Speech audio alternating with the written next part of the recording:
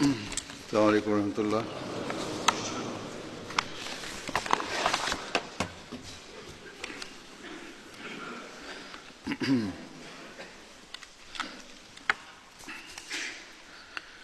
أشهد أن لا إله إلا الله وحده لا شريك له وأشهد أن محمدا عبده ورسوله أما بعد فأعوذ بالله من الشيطان الرجيم بسم الله الرحمن الرحيم الحمد لله رب العالمين الرحمن الرحيم مالك يوم الدين إياك نعبد وإياك نستعين اهدنا الصراط المستقيم صراط الذين أنعمت عليهم غير المغضوب عليهم ولا الضالين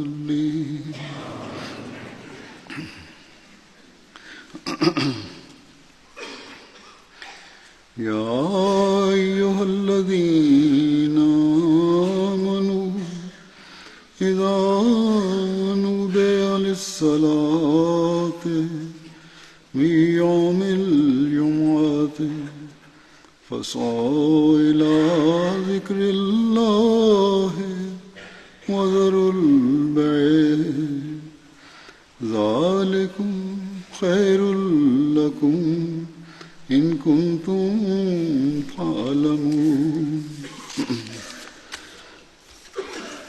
وإذا قضيت الصلاة فانتشروا في الأرض وابتغوا من فضل الله واذكروا الله كثيرا لعلكم تفلحون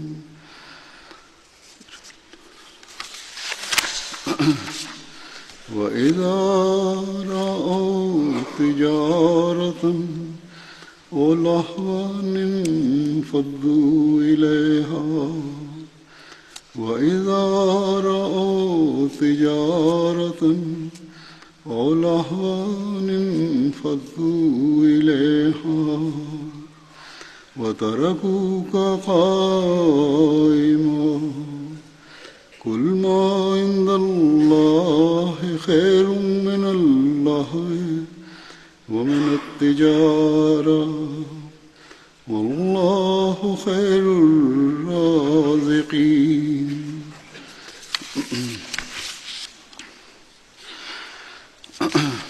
ان آیات کا ترجمہ یہ ہے کہ اے مومنو، جب تم کو جمعہ کے دن نماز کے لیے بلایا جائے، یعنی نماز جمعہ کے لیے، تو اللہ تعالیٰ کے ذکر کے لیے جلدی جلدی جایا کرو اور خرید اور فروخت کو چھوڑ دیا کرو، اور اگر تم کچھ بھی علم رکھتے ہو تو یہ تمہارے لیے اچھی بات ہے۔ اور جب نماز ختم ہو جائے تو زمین میں پھیل جایا کرو اور اللہ کا فضل تلاش کیا کرو اور اللہ کو بہت یاد کیا کرو تاکہ تم کامیاب ہو جاؤ۔ اور جب یہ لوگ تجارت یا کھیل کی بات دیکھتے ہیں تو تجھ سے الگ ہو کر اس کی طرف چلے جاتے ہیں اور تجھ کو اکیلا چھوڑ دیتے ہیں۔ تو ان سے کہہ دے جو کچھ اللہ کے پاس ہے وہ کھیل کی بات بلکہ تجارت سے بھی اچھا ہے، اور اللہ بہتر رزق دینے والا ہے۔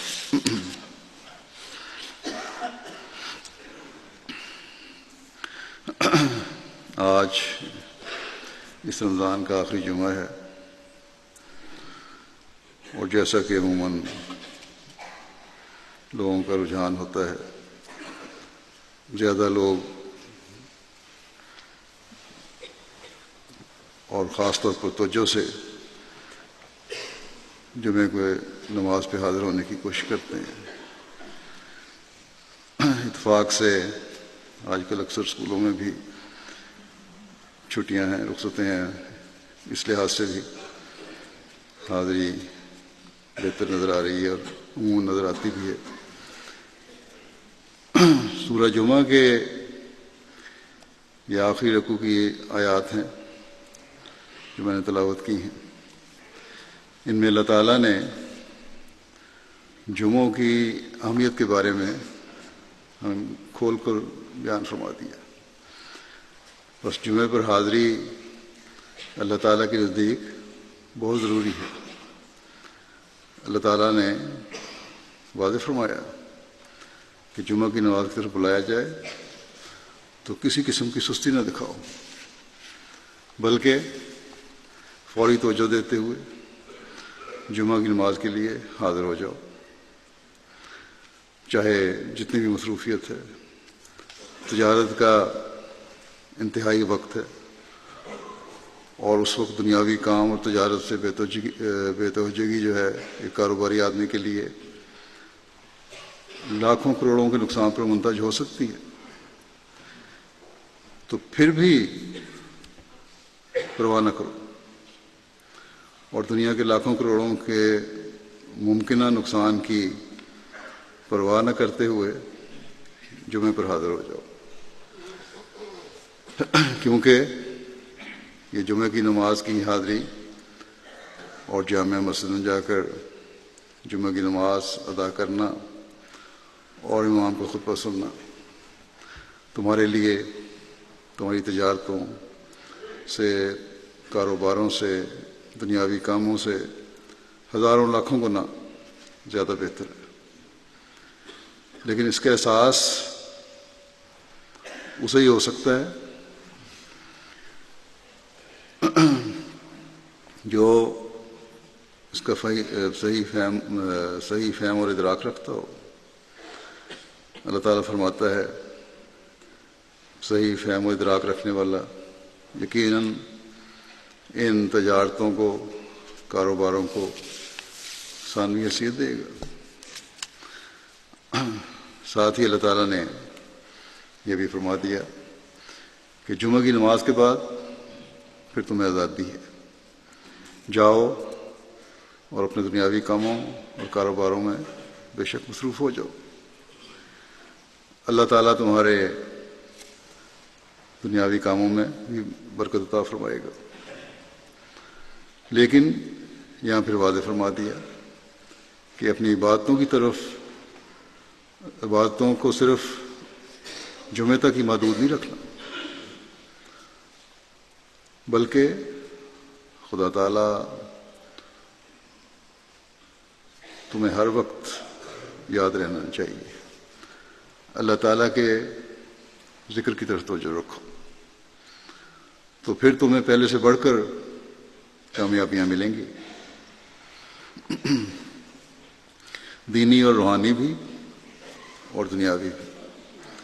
اللہ تعالیٰ کا ذکر کرنے والے جب اللہ تعالیٰ کو یاد رکھتے ہیں تو اس بات کو بھی یاد رکھتے ہیں کہ جمعہ کی نماز کے بعد ہم نے عصر کی نماز ہی پڑھنی ہے،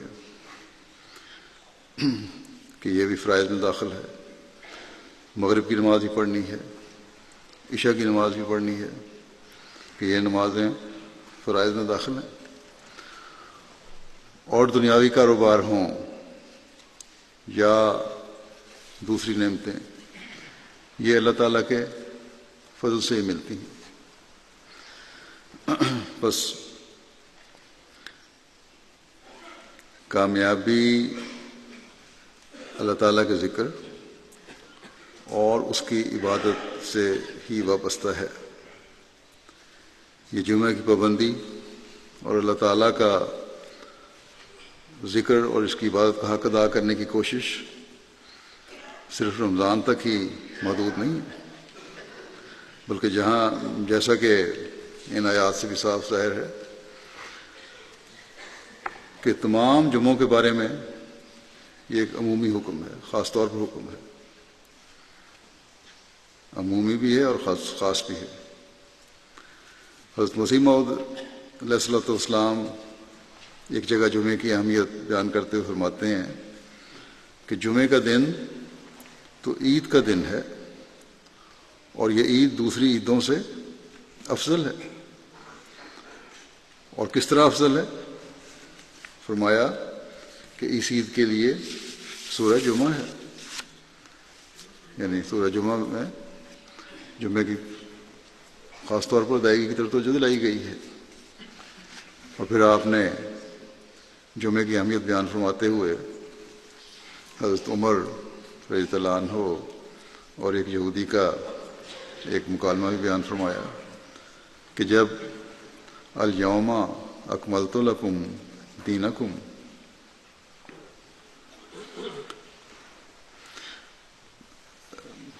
کہ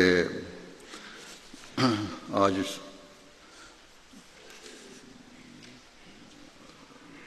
کے دن میں نے تمہارے لیے تمہارا دین کامل کر دیا۔ جب یہ آیت اتری تو ایک یہودی نے کہا کہ اس آیت کے نزول کے دن عید کر لیتے، یا اگر ہم پر یہ آیت اترتی تو ہم اسے اس دن عید کرتے۔ تو حضرت عمر رضی اللہ عنہ نے جواب دیا کہ جمعہ عید ہی ہے، کیونکہ یہ آیت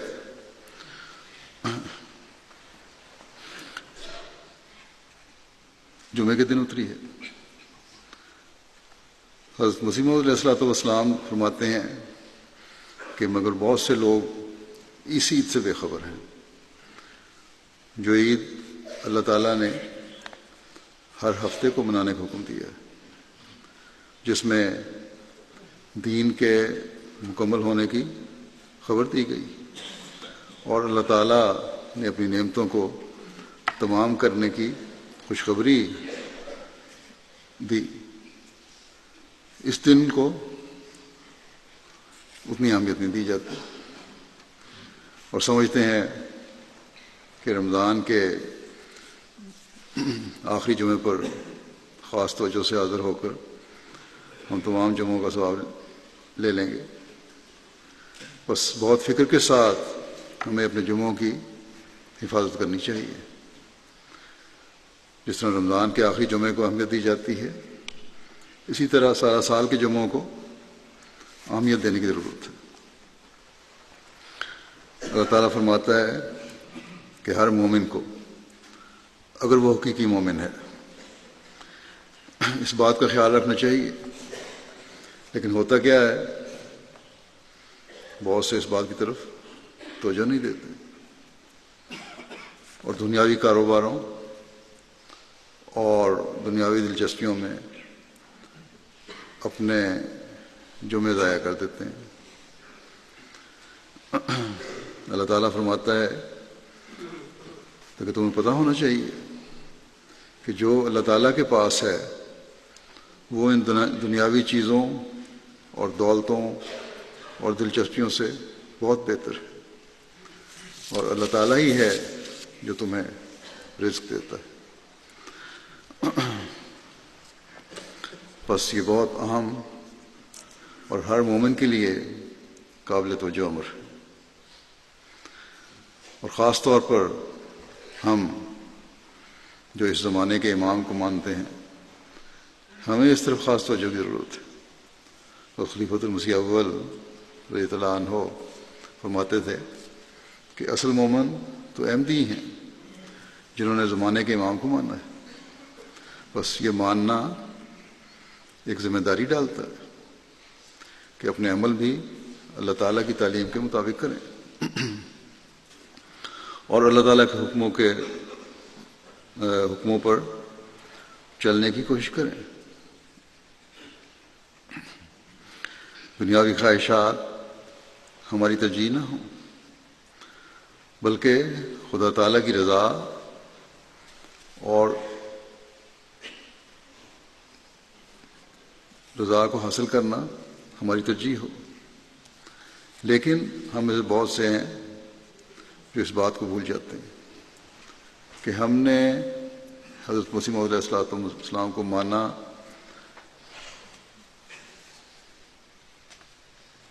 کس لیے مانا تھا. آپ تو ہمیں خدا تعالیٰ سے تعلق میں مضبوط کرنے کے لیے آئے تھے.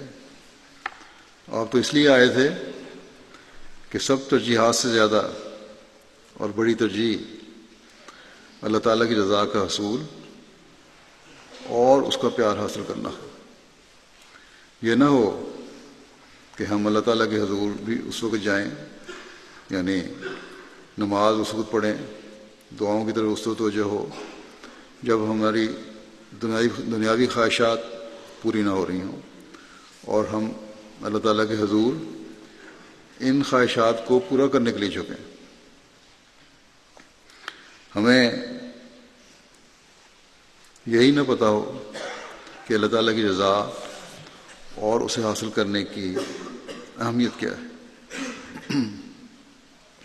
اور ہم اپنی خواہشات اور دنیاوی ضروریات کو ہی اہمیت دینے والے ہیں.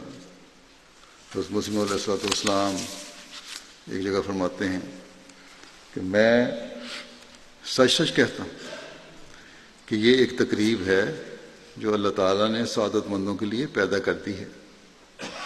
مبارک وہی ہیں جو اس سے فائدہ اٹھاتے ہیں. تم لوگ جنہوں نے میرے ساتھ تعلق پیدا کیا ہے، اس بات پر ہرگز مغرور نہ ہو جاؤ کہ جو کچھ تم نے پانا تھا پا چکے ہو. یہ سچ ہے کہ تم منکروں کی نسبت قریب تر باسعادت ہو، سعادت پانے کے قریب ہو گئے، جنہوں نے اپنے شدید انکار اور توہین سے خدا کو ناراض کیا، جو منکرین ہیں.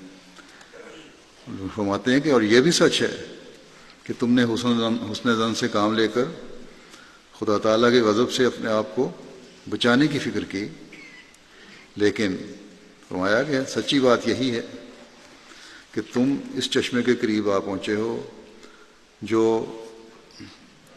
اس وقت خدا تعالیٰ نے ابدی زندگی کے لیے پیدا کیا ہے. ہاں، پانی پینا بھی باقی ہے، بس خدا تعالیٰ کے فضل و کرم سے توفیق چاہو کہ وہ تمہیں سیراب کرے، پانی پلائے اور اتنا پلائے کہ سیراب ہو جاؤ، کیونکہ خدا تعالیٰ کے بدوں کچھ بھی نہیں ہو سکتا. فرمایا کہ یہ میں یقین جانتا ہوں کہ جو اس چشمے سے پیے گا وہ ہلاک نہ ہوگا، کیونکہ یہ پانی زندگی بخشتا ہے اور ہلاکت سے بچاتا ہے اور شیطان کے حملوں سے محفوظ کرتا ہے. اس چشمے سے سیراب ہونے کا کیا طریق ہے؟ یہی کہ خدا تعالیٰ نے جو دو حق تم پر قائم کیے ہیں ان کو بحال کرو اور پورے طور پر ادا کرو. ان میں سے ایک خدا کا حق ہے اور دوسرا مخلوق کا.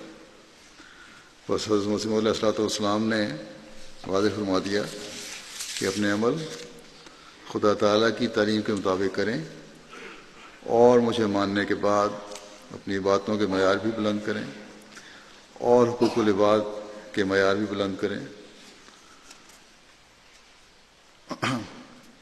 اور اگر یہ نہیں تو پھر اللہ تعالیٰ کے فضلوں کو اس طرح حاصل کرنے والے نہیں بن سکتے جو اس کا حق ہے. چشمہ سے پانی پینے کے لیے اپنی ترجیحات ہمیں بدلنی ہوں گی. حضرت مسیح اول نے ایک موقع پر فرمایا کہ حضرت صاحب نے یعنی حضرت مسیح علیہ السلام نے جو یہ فرمایا ہے کہ اس چشمے سے پانی پینا بھی باقی ہے، تو آپ فرماتے ہیں کہ مجھے خیال ہوتا ہے کہ اس کا مخاطب میں تو نہیں. تو خلیفۃ المسیح اول کا جو مقام ہے وہ ہم سب پر واضح ہے، کیونکہ حضرت مسیح علیہ السلام نے آپ کو بہت عزت کا مقام دیا ہوا ہے۔ اگر آپ اس فکر میں ہیں تو ہمیں کس حد تک اور کس شدت سے اس کی فکر ہونی چاہیے کہ کس طرح ہم اس چشمے سے پانی پینے کی کوشش کریں اور ہم کس طرح بیعت کا حق ادا کرنے والے بنیں۔ بس اللہ تعالیٰ کا حق ادا کرنے کے لیے اللہ تعالیٰ کی رضا کو حاصل کرنا ضروری ہے۔ اس بات کو سامنے رکھنا ضروری ہے کہ ہم نے اللہ تعالیٰ کی عبادت کے حق ادا کر دیے ہیں، اور پھر اللہ تعالیٰ نے تو ہماری پیدائش کا مقصد ہی عبادت مقرر فرمایا ہے، جیسا کہ فرماتا ہے کہ وما خلقت الجن والانس الا لیعبدون، اور میں نے جنوں اور انسانوں کو صرف اپنی عبادت کے لیے پیدا کیا ہے۔ بس اللہ تعالیٰ نے یہاں ہمارے مقصد کو واضح فرما دیا۔ یہ نہیں فرمایا کہ رمضان کا آخری جمعہ پڑھ کر تم نے میرے حکم کی تعمیل کر دی اور میری عبادت کا حق ادا کر دیا، بلکہ یہ فرمایا کہ یہ ایک مستقل عمل ہے جو تم نے اپنی ہوش میں آنے سے لے کر اس دنیا سے رخصت ہونے تک ادا کرنا ہے۔ بس سال کے ایک جمعہ کو ہی کافی نہ سمجھو، بلکہ ہر جمعہ ہی اہم ہے، اور پھر جمعوں کی ادائیگی پر توجہ دلا کر اللہ تعالیٰ یہ نہیں فرماتا کہ تم جمعہ ادا کر کے میرا حق ادا کرنے والے بن گئے اور یا نمازیں پڑھ کے میرا حق ادا کرنے والے بن گئے اور اس کا کوئی اللہ تعالیٰ کو فائدہ پہنچا ہے، یا اللہ تعالیٰ کو ہماری نمازوں اور ہمارے جمعوں کی ہمارے ذکر الہی کی ضرورت تھی، بلکہ فرمایا کہ جب تم جمعوں پر آتے ہو، نماز پڑھتے ہو، خطبہ سنتے ہو اور اس دوران ذکر الہی کرتے ہو، تو اس میں ایسے وقت میں ایک ایسی گھڑی آتی ہے جس میں بندہ اللہ تعالیٰ سے جو دعا مانگ رہا ہو اللہ تعالیٰ اسے قبول فرماتا ہے۔ یعنی اللہ تعالیٰ سے حرام کے علاوہ جو بھی مانگے انسان، اللہ تعالیٰ اگر اس انسان کو وہ گھڑی میسر کر دے تو وہ دعا قبول کر لیتا ہے۔ اب یہ گھڑی، یہ وقت، یہ لمحہ کسی خاص جمعے کے لیے نہیں ہے، بلکہ ہر جمعے کے لیے ہے۔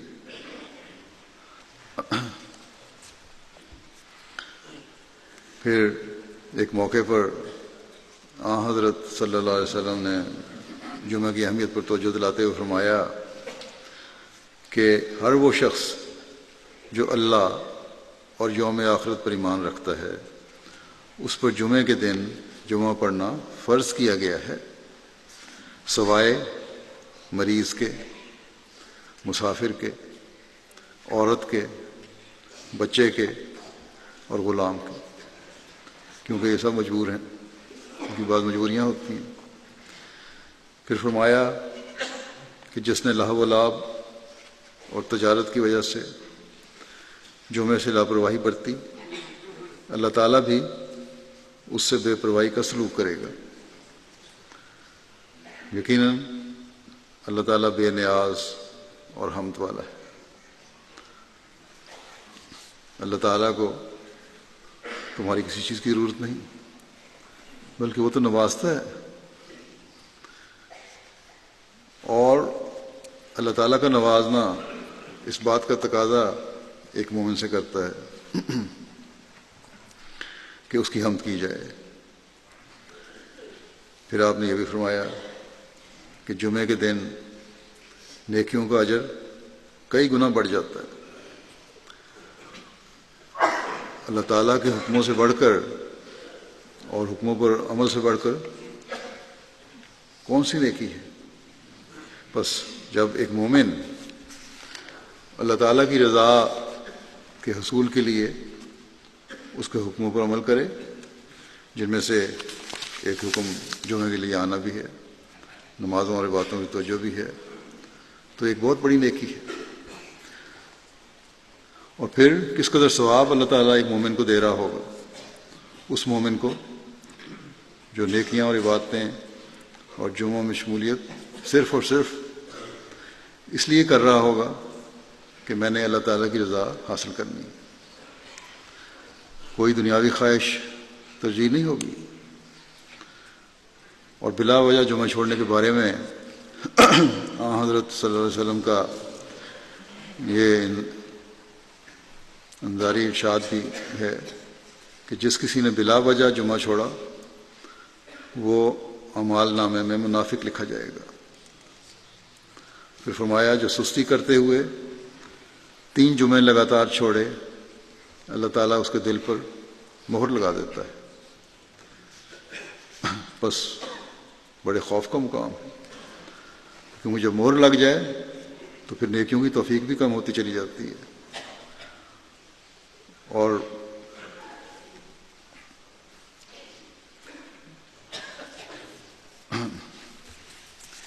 بے دلی سے پھر نمازوں پر آنا، جمعوں پر آنا نفاق پیدا کرتا چلا جاتا ہے دل میں۔ بس بڑے خوف کا مقام ہے اور بہت توجہ کی ضرورت ہے۔ ایک موقع پر آپ نے فرمایا کہ جمعہ پڑھنے آیا کرو۔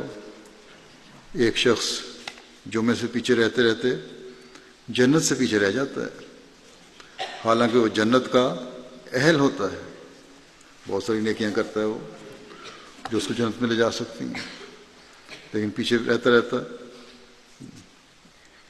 جنت سے پیچھے رہ جاتا ہے۔ بس بے شمار مواقع پر حضرت صلی اللہ علیہ وسلم نے جمعے میں شمولیت کی تلقین فرمائی، بلکہ بلا وجہ نہ شامل ہونے والوں کو انذار بھی فرمایا۔ کہیں ایک موقع پر بھی یہ نہیں فرمایا آپ نے کہ رمضان کا آخری جمعہ پڑھو تو اس لیے تم بخشے جاؤ گے۔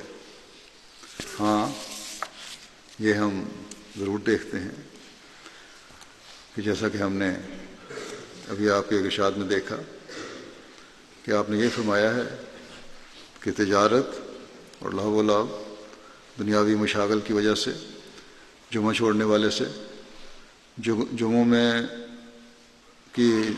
کی ادائیگی میں لاپرواہی کرنے والوں سے اللہ تعالیٰ بھی لاپرواہی کا سلوک کرتا ہے۔ اور صرف جمعوں تک ہی پر اکتفا نہیں ہے، بلکہ حضرت صلی اللہ علیہ وسلم نے تو مومن کی عبادتوں کا حق ادا کرنے والا ایک مومن کی نشانی یہ بتائی ہے، عبادتوں کا حق ادا کرنے والا اسے بتایا ہے جو ایک نماز سے دوسری نماز کی فکر میں رہتا ہے اور اس کے انتظار میں رہتا ہے، اور ایک جمعے سے دوسرے جمعے کی فکر میں رہتا ہے اور انتظار کرتا ہے، اور ایک رمضان سے دوسرے رمضان کی فکر میں رہتا ہے اور انتظار کرتا ہے، نہ کہ دنیاوی خواہشات اور کاموں کے لیے اپنے جمعوں اور نمازوں کو ضائع کرتے۔ بس اپنی عبادتوں کی ہمیں فکر کرنے کی ضرورت ہے، اپنی ترجیحات کو صحیح راستے پر لگانے کی ضرورت ہے، اللہ تعالیٰ کو حاصل کرنے کے لیے ایک کوشش کی ضرورت ہے، اور اللہ تعالیٰ کو حاصل کرنے کے لیے اس مقام کا ادراک ضروری ہے۔ صرف منہ سے کہہ دینے سے یہ حاصل نہیں ہو جاتا، لیکن ہم غور کریں تو ہم دیکھیں گے کہ اللہ تعالیٰ کے اصل مقام اور اس کی قدر و قیمت کا ہمارے عمل جو ہیں وہ صحیح پہچان نہیں رکھتے۔ ہماری عملی حالتیں ایسی نہیں کہ ہم کہہ سکیں ہمیں بڑی پہچان ہے، بلکہ ہماری دعائیں بھی ہماری ذاتی اغراض کے لیے ہوتی ہیں، اور خدا تعالیٰ کو پانے کے لیے ہوں تو پھر ان میں ایک مستقل مزاجی ہو. ہمارے دل صرف جمعوں کے لیے نہیں بلکہ 5 نمازوں کے لیے بھی مسجدوں میں اٹکے ہوں. لیکن جیسا کہ میں نے کہا ہمیں حقیقت میں اس کا ادراک نہیں ہے. ہم عارضی اور فوری ضرورت کو زیادہ اہمیت دیتے ہیں اور مستقل اور بڑی کو اور ہمیشہ رہنے والی ضرورت کو ثانوی حیثیت دیتے ہیں. نمازوں اور جمعوں کو ہم چھوڑ دیتے ہیں اور اپنے عارضی دنیاوی مفادات کے لیے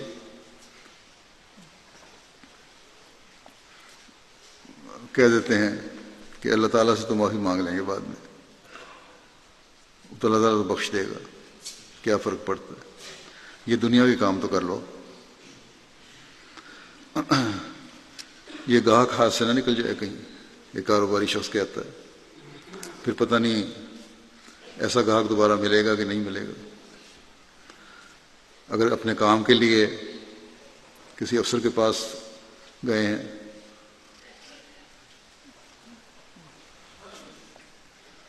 اگر اس افسر کو اس وقت خوش نہ کیا جبکہ اس کا موڈ اچھا ہے اور اس کو یہ کہہ دیا کہ وہ میرے نماز کا وقت ہو گیا، جمعہ کا وقت ہو گیا، میں نماز پڑھنے جا رہا ہوں، جمعہ پڑھنے جا رہا ہوں، تو کہیں وہ افسر ناراض نہ ہو جائے اور میں اس کے فائدے سے محروم نہ ہو جاؤں. اگر یہ خیال آتا ہے تو ترجیحات بالکل مختلف ہیں. دنیا کی ترجیح اللہ تعالیٰ کی رضا کو حاصل کرنے کی ترجیح پر فوقیت حاصل کر رہی ہے. اور اسی طرح کی بہت ساری خواہشات ہیں جو اللہ تعالیٰ کے مقابلے پر پھر ثانوی حیثیت رکھنے کے بجائے اول ترجیح بن جاتی ہیں. اللہ تعالیٰ بھی پیچھے چلا جاتا ہے اور دنیاوی خواہشات اوپر آ جاتی ہیں.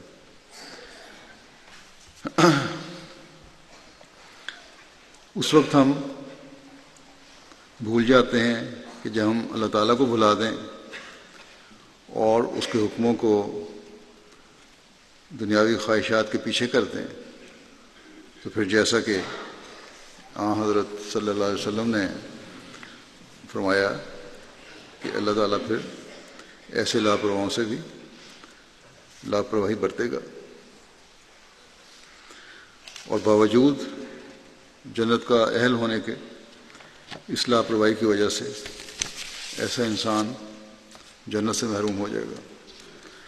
بس ایک مومن کا کام ہے کہ یہ بات ہمیشہ پیش نظر رکھے کہ میرے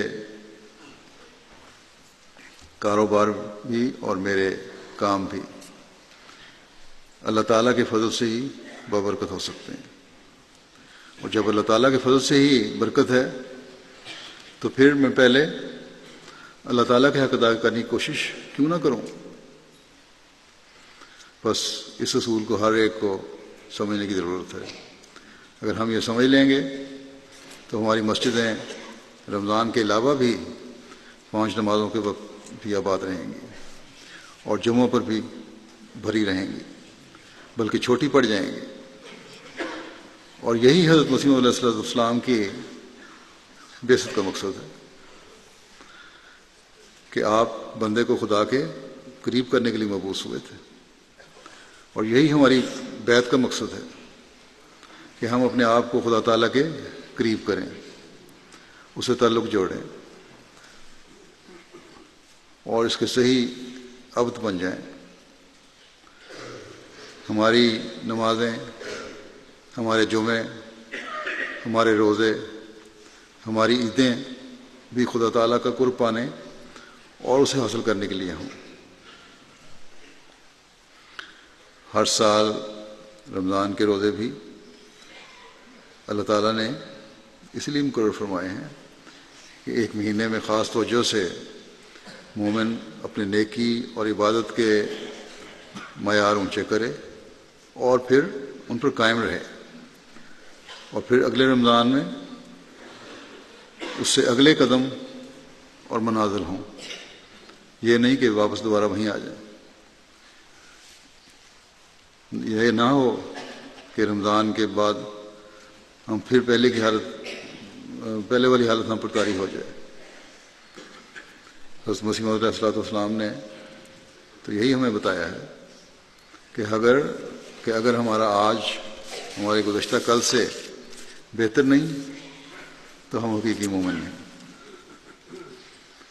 بس جمعے کو وداع کہنے کے لیے ہم آج جمع نہیں ہوئے، بلکہ اپنی نیکیوں میں، اپنی عبادتوں میں، اپنی اللہ تعالیٰ سے محبت میں بڑھے ہوئے قدم کو مضبوط کرنے اور اس کے لیے دعا کرنے کے لیے ہم یہاں جمع ہوئے ہیں۔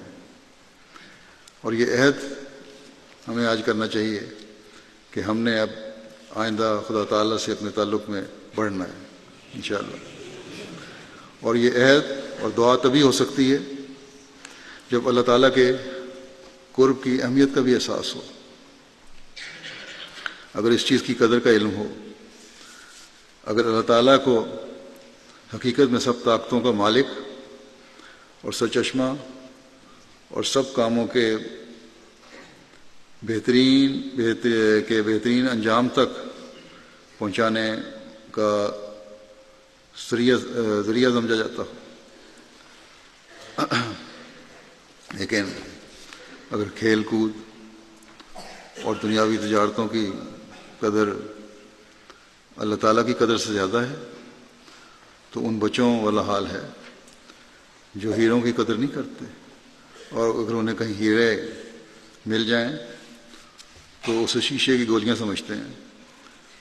اور بچوں کی جو بنٹوں کی کھیل ہوتی ہے، ایک دوسرے پہ بنٹے پہ بنٹا مارتے ہیں، گولی مارتے ہیں ہاتھ سے، اور پھر یہ جس کے پاس زیادہ آ جائیں وہ جیتتا ہے، تو ان ہیروں سے بھی وہ کھیلنا شروع کر دیں۔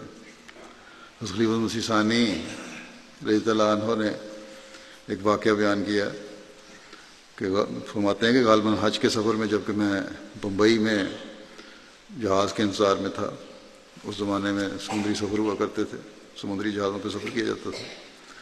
آپ فرماتے ہیں کہ ایک دوست نے وہاں اس وقت مجھے ذکر کیا کہ چند روز ہوئے کوئی جوہری بازار میں سے جا رہا تھا کہ اس کے ہیرے گر پڑے، غالباً 105 ہیرے تھے اس میں، جن میں سے بعض چھوٹے اور بعض بڑے تھے۔ اس نے پولیس کے مرکزی دفتر میں اطلاع دے دی، جنہوں نے آگے تمام تھانوں کو، پولیس اسٹیشنوں کو اطلاع دے دی کہ اس پر نظر بھی رکھی جائے اور تلاش کیا جائے۔ تو کچھ دنوں کے بعد ایک شخص نے ہیرے لے کر آیا پولیس اسٹیشن میں اور کہا کہ میں نے بعض بچوں کو ان سے کھیلتے دیکھا ہے۔ تو ایک بچے سے جب پوچھا گیا تو اس نے کہا کہ میں نے تو یہ گولیاں جو تھیں وہ سمجھا گولیاں شیشے کی بنٹے ہیں، کاغذ میں لپٹی ہوئی پائی تھیں۔ بہت بہرحال اس نے انہیں پڑے دیکھا تو اسے گولیاں سمجھ لیں اور کھیلنے لگا جیسے بچے کھیلتے ہیں۔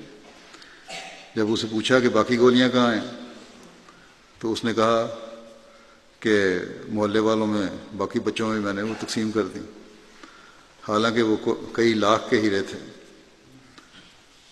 مگر اس بچے کو اس کی کیا قدر ہو سکتی تھی؟ وہ شیشے کی گولیوں کی طرح ان سے کھیلنے لگا۔ اگر اس کے باپ کو، مسلم نے آگے لکھا، اگر اس کے باپ کو وہ ملتے تو شاید وہ چھپاتا پھرتا ان کو، شاید شہر چھوڑ کر بھی چلا جاتا اور کسی دوسرے شہر میں جا کر وہ فروخت کر دیتا۔ مگر بچے کی نظر میں اس کی کوئی قدر نہیں تھی، وہ اسے شیشے کی گولیاں سمجھتا تھا اور دوسرے بچوں میں تقسیم کرتا پھرتا تھا۔ اگر اسے مٹھائی کی گولیاں مل جاتی تو وہ اس خوشی سے ان کو تقسیم نہ کرتا جس طرح اس نے یہ تقسیم کی۔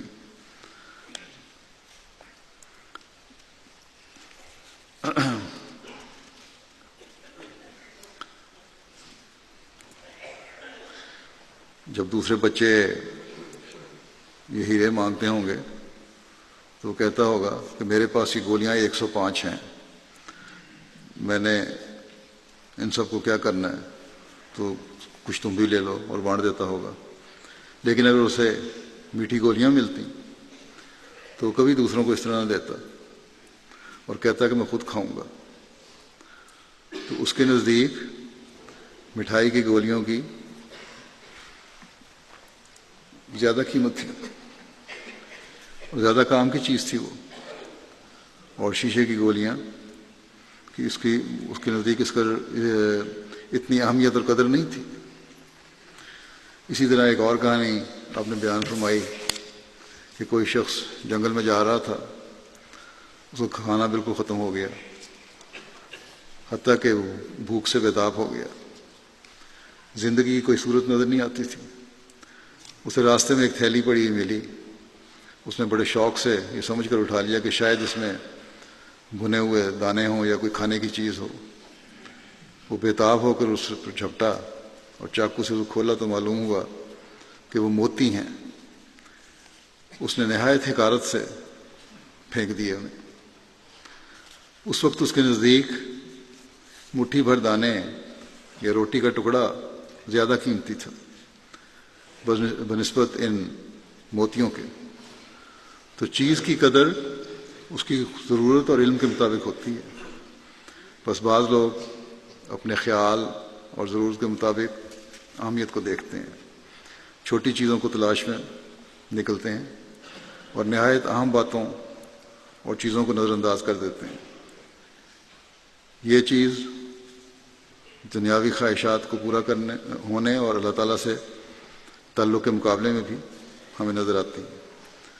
دنیا کے بہت سے لوگ ہیں جو اس قسم کی حرکتیں کرتے ہیں، اور اپنی دعاؤں کے مانگنے کی ترجیحات میں بھی جو اکثر لوگوں کی یہ بات نظر آتی ہے۔ اور انسان صحیح ادراک نہ ہونے یا عدم علم کی وجہ سے اہم چیزوں کو پیچھے کر دیتا ہے، اور کم اہمیت والی چیزوں کو انسان اپنے لیے بہت اہم سمجھتا ہے۔ دعائیں مانگنے کی ترجیح کے بارے میں بھی حضرت مسلم موعود نے اس حوالے سے بہت عمدہ نقطہ بیان فرمایا ہے کہ دعا کے بارے میں مجھ سے بہت اس سے بیان کرنے سے پہلے ان کا نقطہ میں بھی بیان کر دوں کہ مجھ سے بھی لوگ پوچھتے ہیں دعا کے بارے میں کہ ہم دعا کرتے ہیں اور بڑی تڑپ سے دعا کرتے ہیں لیکن قبول نہیں ہوتی۔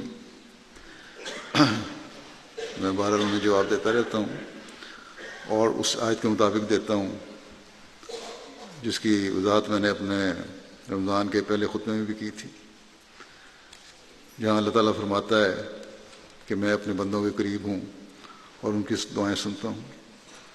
اللہ تعالیٰ فرماتا ہے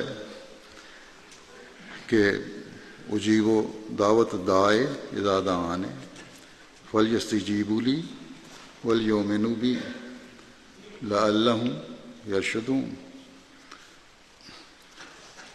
تو حضرت مسلم موعود نے بھی یہ آیت کے حوالے سے اس کی وضاحت فرمائی ہے کہ یہاں دعوت الداع میں ہر پکارنے والا مراد نہیں ہے، بلکہ وہ خاص پکارنے والے ہیں مراد ہیں جو دن کو اللہ تعالیٰ کی خاطر روزے رکھتے ہیں، فرض نمازیں ادا کرتے ہیں، ذکر الہی کرتے ہیں، اپنی نمازوں اور جمعوں کی حفاظت کرتے ہیں، اور رات کو اضطراب کے ساتھ اللہ تعالیٰ کو پکارتے ہیں۔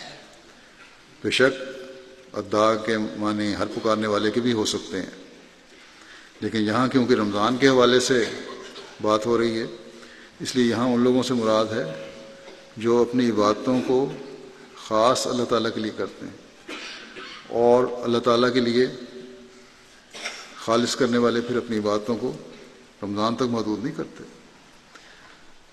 بلکہ پھر ان کی باتیں سارے سال پر محیط ہو جاتی ہیں۔ یہ لوگ دنیاوی خواہشات کے لیے دعا نہیں کرتے بلکہ اللہ تعالیٰ کو مانگنے کی دعا کرتے ہیں۔ اللہ تعالیٰ فرماتا ہے کہ سب کچھ بھول کر صرف میرے قرب کے حصول کی دعا کرتے ہیں تو میں ان کی دعائیں ضرور سنتا ہوں۔ یہی ادعا کی تعریف مسلم نے بیان فرمائی. اس کے معنی یہی ہیں کہ اللہ تعالیٰ فرماتا ہے کہ مجھے حاصل کرنے کی کوشش کرتے ہیں. اللہ تعالیٰ نے یہ فرمایا کہ وَإِذَا سَأَلَكَ عِبَادِي عَنِّي،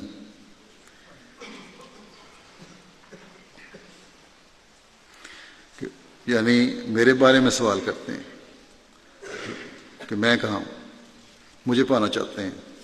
روٹی کا سوال نہیں کرتے، نوکری کا سوال نہیں کرتے، کسی اور دنیاوی خواہش کا سوال نہیں کرتے.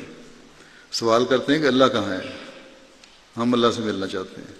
بس اللہ تعالیٰ فرماتا ہے کہ وہ مجھ سے ملنے کے لیے بے چین ہیں، ان کو میں ضرور ملتا ہوں. یہ نہیں فرمایا کہ جو نوکری یا روٹی یا دولت یا رشتہ مانگنے سے مانگے میں اس کی ضرور سنتا ہوں.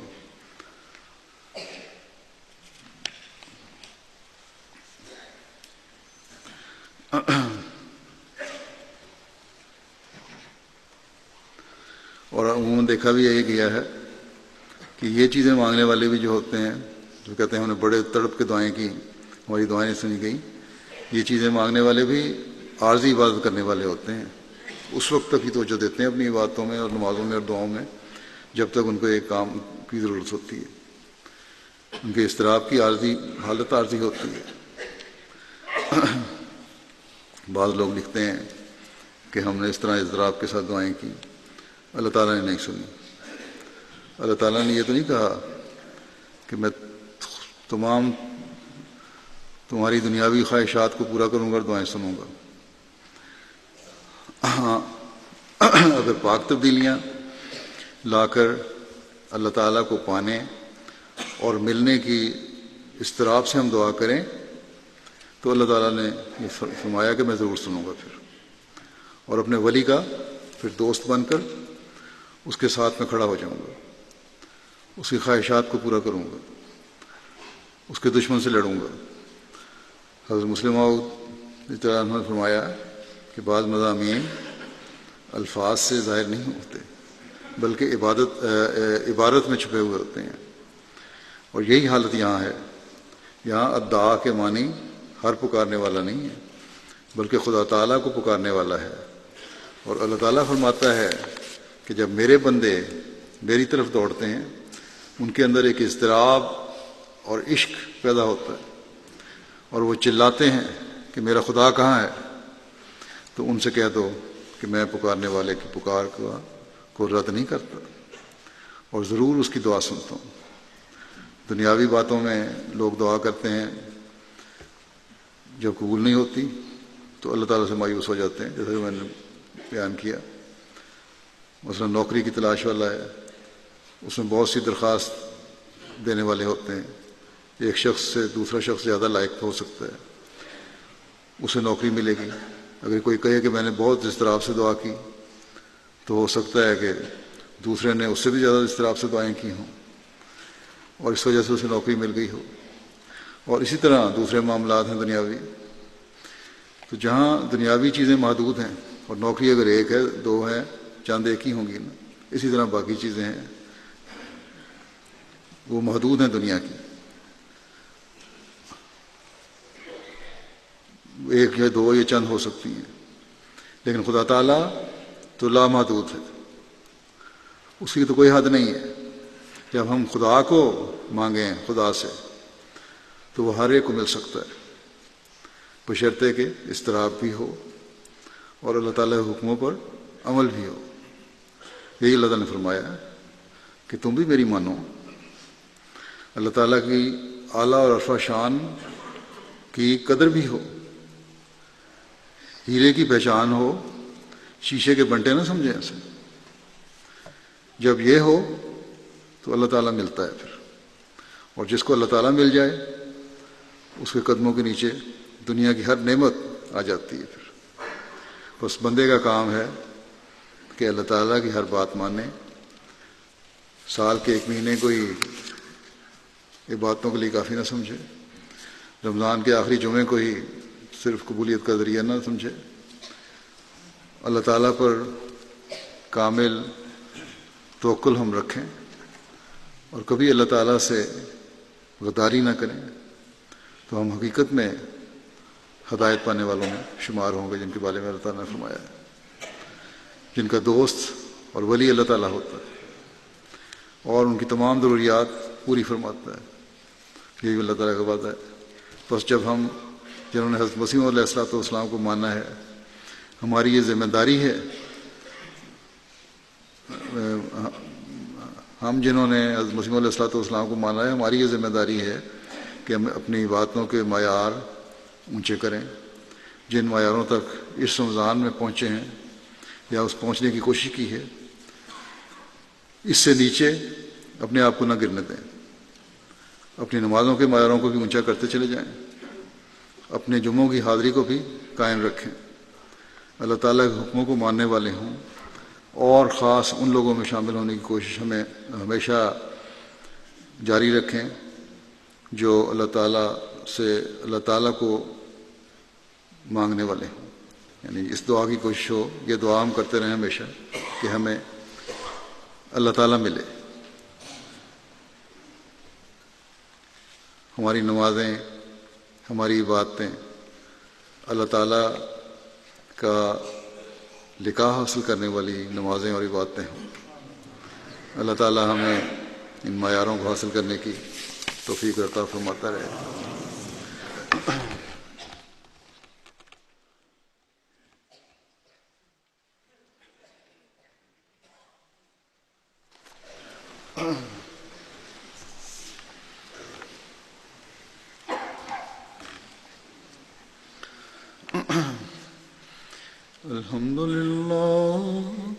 الحمد لله نحمده ونستعينه ونستغفره ونؤمن به ونتوكل عليه ونعوذ بالله من شرور أنفسنا ومن سيئات أعمالنا من يهده الله فلا مضل له ومن يضلل فلا هادي له ونشهد أن لا إله إلا الله ونشهد أن محمدا عبده ورسوله عباد الله رحمكم الله إن الله يأمر بالعدل والإحسان وإيتاء ذي القربى وينهى عن الفحشاء والمنكر والبغي يعظكم لعلكم تذكرون اذكروا الله يذكركم وادعوه يستجب لكم ولذكر الله أكبر